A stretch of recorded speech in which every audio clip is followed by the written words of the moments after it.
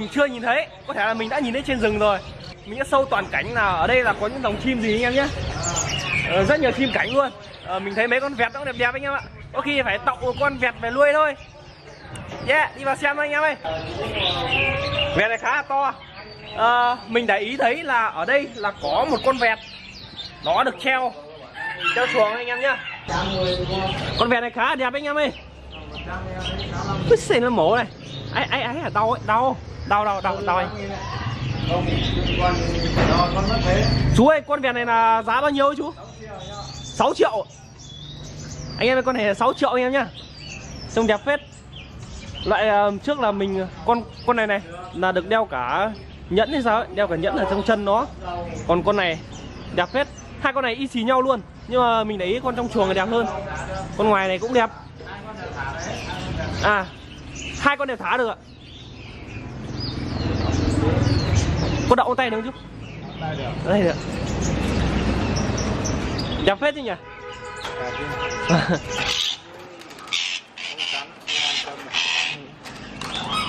Thì anh em nào mà muốn mua thì hãy ghé qua cửa hàng chú nhá. Địa chỉ ở đâu chú? 20 số 2 Bùi Phúc, phường Trần Phú, thành phố Hải Dương. Đấy, thì là anh em có thể ghé qua và mua. Ô, con này cũng đậu được này. Hai con đều đậu rồi, con này không cần luôn.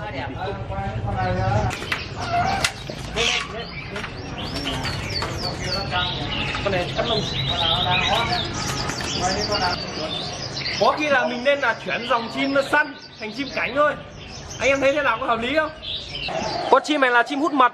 Tại vì nó hơi nhỏ nên anh em có thể nhìn hơi khó. Nó chỉ bằng đúng một ngón tay út mình, có khi không bằng nữa. Nhưng mà trông rất là đẹp anh em ạ. Vẹt kêu kinh à. Mình kết con vẹt này đấy. Có khi có tiền thì phải tậu con về nuôi thôi. Ở đây là rất là nhiều vẹt luôn. Có cả những dòng vẹt nhỏ nhỏ nữa. Trông đẹp phết. Xích như kiểu xích chó này. Con xích nhỏ nhỏ này. Nó mổ nhưng mà nuôi này cảnh nuôi là trong nhà ấy là rất là đẹp anh em ạ. Con này mổ đau lắm. Đau không? Ông chiến đấy. Ôi, đớp ấy. Chết đi. Trông màu đỏ đỏ này, lông xanh. Đuôi là vẫn có thể dài ra được nữa anh em nhá. Gáy gụ. Đây là gáy mồi để bẫy thôi. Anh em có sơn ca đang hot này.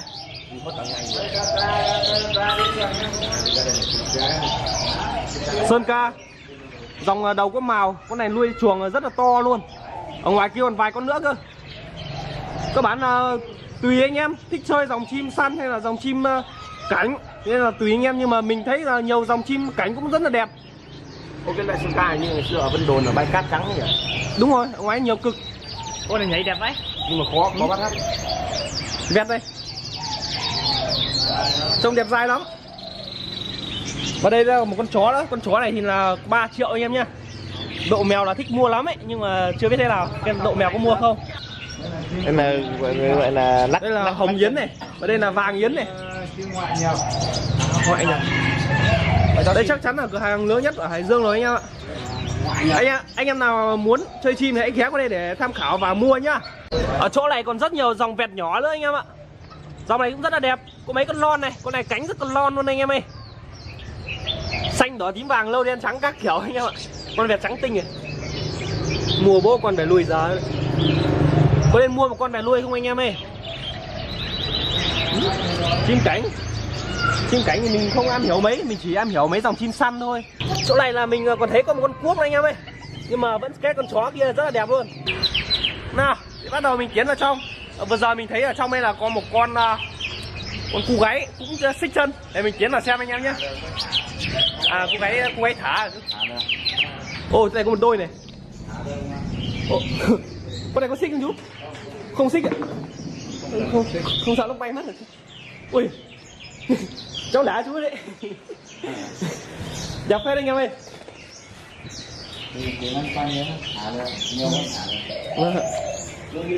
Đây là thả free anh em nhé. Gáy, chim gáy thả free. Thì nó chỉ quanh quanh chứ không bay đâu khác. Để mình thử sờ xem. Đẹp phết anh em ạ. Gáy thả free, đầu tiên nhìn thấy gáy thả free mà nó chỉ quanh quẩn thôi.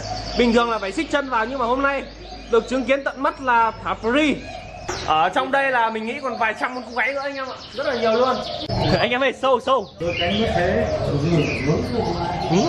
Ghê lắm.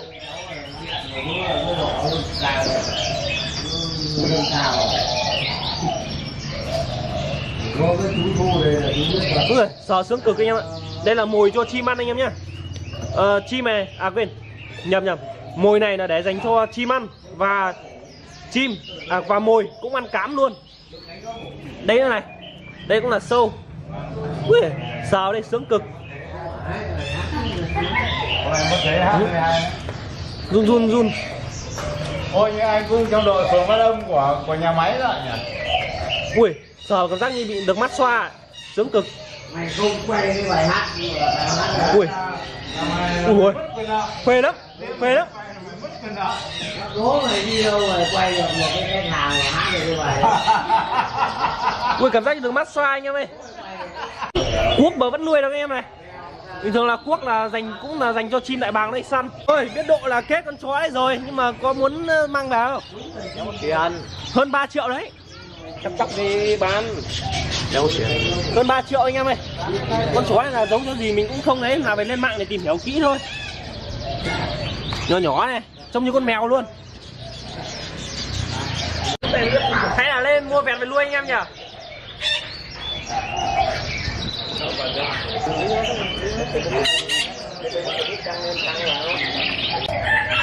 Cái này mất mặt hậu.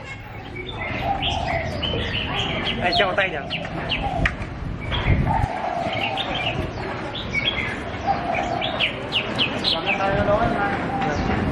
Đấy anh em ơi, có khi là mình sẽ mang con vẹt này về nuôi anh em nhá. Đây cực luôn. Đuôi dài nhỉ. Đuôi dài đẹp. Loại thả vào đi rồi nuôi nhỉ, như chim săn luôn. Đuôi 25 phân. Nuôi đấy.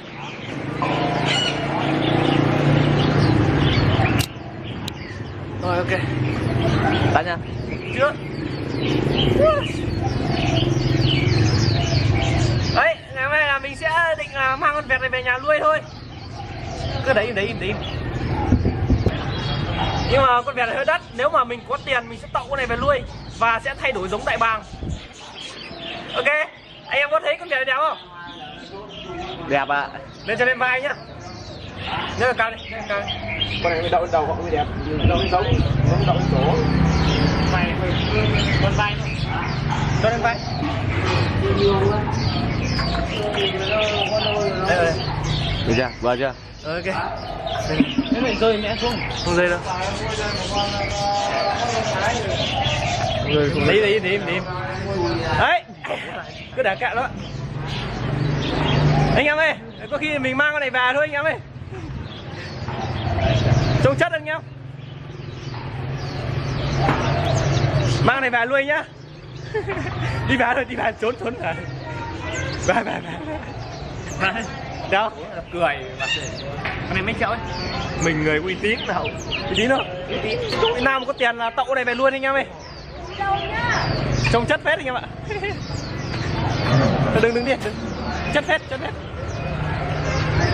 Chất đâu độ? Vẹt gì chất? Vẹt thần thánh anh em ạ. Đây. Nếu có tiền là sẽ tậu này về nuôi cho chất. Tí nhá, lại một bài nữa. Con này thuần phết, nuôi sướng cực. anh mà bây giờ mà anh mà rút cái màng nhĩ đậu ra nó mới đẹp. Đẹp thật.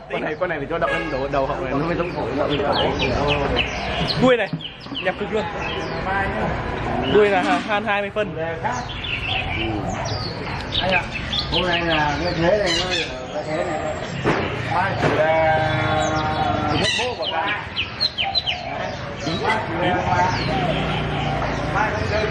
Cho chất anh em. Cho đậu lên vai. Em này. Múa đi. Nhớ là múa luôn. Chất nhỉ? Chất không? Ngồi bố còn về nuôi nhỉ? là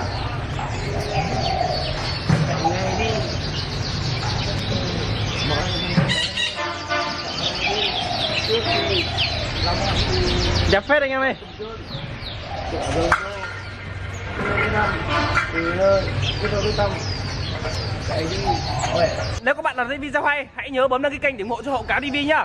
Hẹn gặp lại các bạn ở những video tiếp theo của Hậu Cáo. Chào tất cả các bạn, bye bye. And I freedom